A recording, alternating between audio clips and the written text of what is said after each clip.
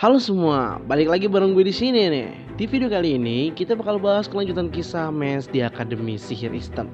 Kalau di episode sebelumnya dia udah bikin gempar gara-gara mecahin labirin pakai otot, di episode ketiga ini wah kekacauan yang dia bikin itu makin gak ngotak guys.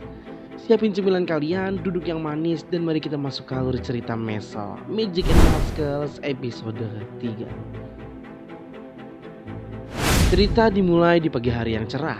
Mes dan teman-teman sekelasnya lagi mengikuti kelas terbang. Ya pelajaran klasik lah anak-anak sihir ya kan. Nerbangin sapu. Guru sihir yang udah tua memberikan instruksi simple. Mereka cuma disuruh bilang terbang ke sapu yang ada di tanah. Dan sapu itu bakal melayang ke tangan mereka. Semua murid ya berhasil ngelakuinnya dengan gampang gitu.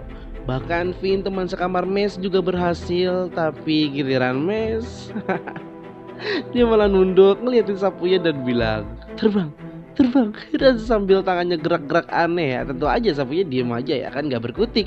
Ya gimana mau terbang, orang sihir aja dia gak punya gitu kan.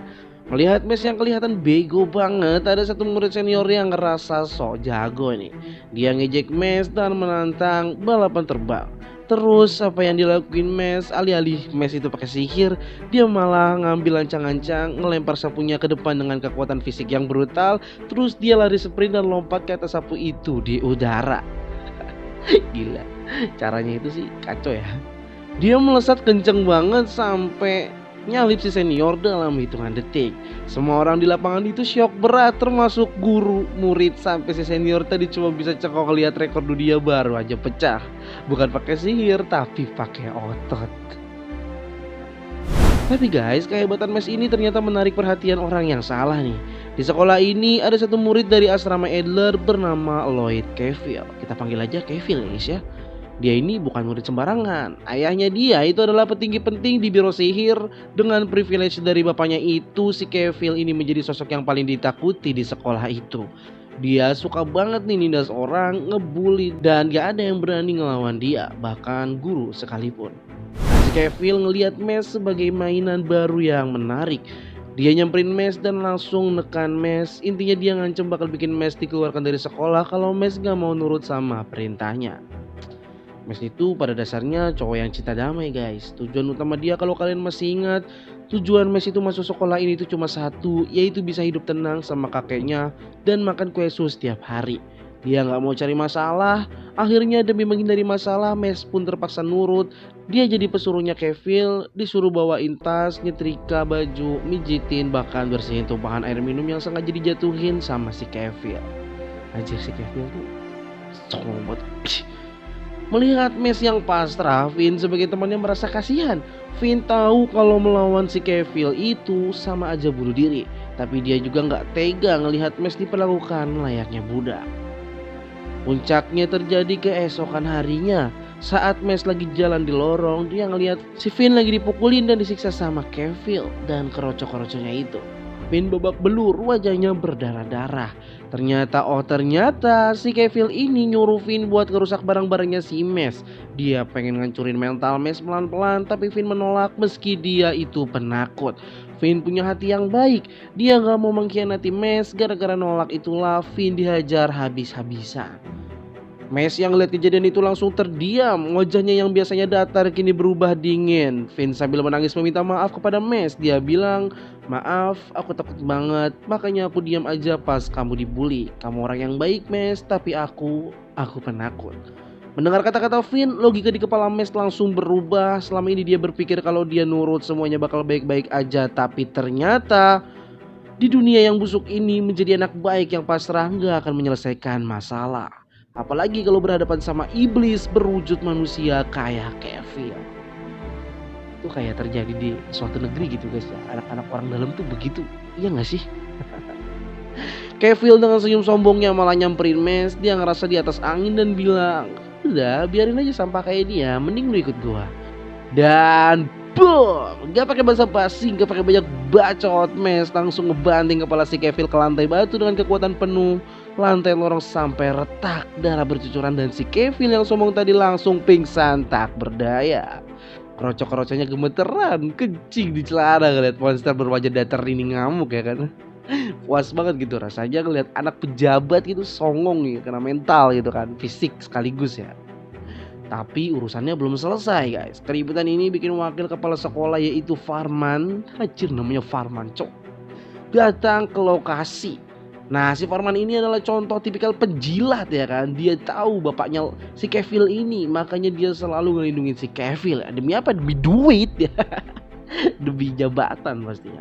Melihat anak emasnya babak belur, Farman marah besar. Dia ngancem bakal ngeluarin Mes dari sekolah saat itu juga. Farman bahkan hampir menyerang Mes pakai tongkat sihirnya dan ngeluarin mantra untuk mengubur Mes di dalam tanah.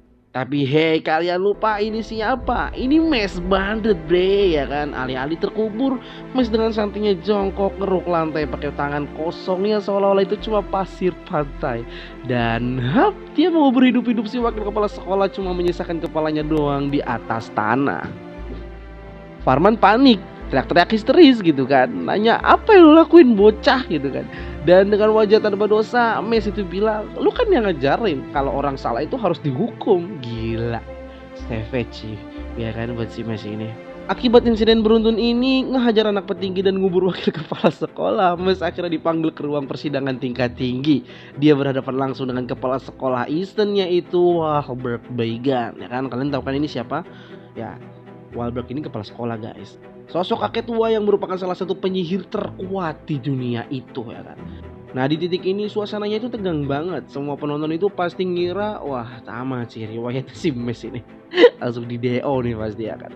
Wahlberg ngebacain rentetan kesalahan Mes dan nanya apa motifnya. Mes dengan jujur dan tanpa rasa takut menjawab, kalau emang dunia ini membiarkan orang baik kayak temanku menderita, maka aku akan menghancurkan sistem dunia itu. Gelo.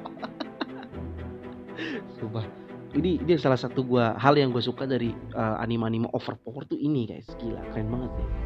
Nah jawaban ini ternyata bikin kepala sekolah Wahlberg tersenyum. Di luar dugaan, Wahlberg malah membakar surat pemecatan Mes. Ternyata kepala sekolah ini udah muak sama birokrasi dan korupsi di sekolahnya. Dia mencari sosok pemuda yang punya keberanian untuk melawan arus dan punya hati nurani yang kuat. Dan dia melihat sosok itu ada pada diri Mes.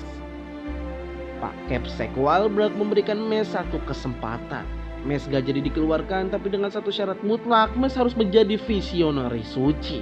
Ya, dia harus menjadi murid terbaik, mengumpulkan koin emas terbanyak dari setiap kelas dan aktivitas, agar bisa berdiri di puncak dunia sihir dan merubah sistem yang busuk ini dari dalam. Mes dengan tekad bulat menerima tantangan itu. Sekarang harinya kehidupan Mes kembali normal. Dia lagi jalan sama Finn. Finn sekarang udah gak takut lagi dan mereka berdua menjadi sahabat dekat. Tiba-tiba mereka dicegat sama seorang senior bertubuh kekar, rambut cepak yang energinya meledak-ledak. Nah dia adalah Tom Senpai. Seperti namanya Senpai, berarti dia senior guys. Nah Tom ini adalah kapten tim Duelo dari asrama Adler. Buat kalian yang nggak tahu, Duelo itu olahraga resmi di dunia sihir. Kalau kalian pernah nonton Harry Potter, Duelo ini persis banget sama Quidditch. Mainnya terbang di udara pakai sapu dan masukin bola kering. Nah karena Tom udah melihat lemparan sapu Mes yang rekor dunia di awal episode tadi, dia ngotot banget masukin Mes ke dalam tim untuk pertandingan besok. Mes yang pada dasarnya gak tegaan dan naga polos akhirnya mengiyakan aja. Nah disinilah letak kocaknya. Ini episode ditutup dengan adegan kocak ya. Episode ditutup dengan adegan di stadion Duelo yang megah. Semua murid bersorak-sorai. Tim lawan udah terbang gagah di udara, tapi pas kamera nyorot ke arah Mes, dia cuma berdiri tegak, ngabit sapu terbangnya di selangkangan sambil kakinya masih napak di tanah. Ya gimana cok, orang kayak Mes nggak bisa sihir, suruh ikut lomba duelo ya kan, yang notabene itu harus pakai sihir gitu, terbang.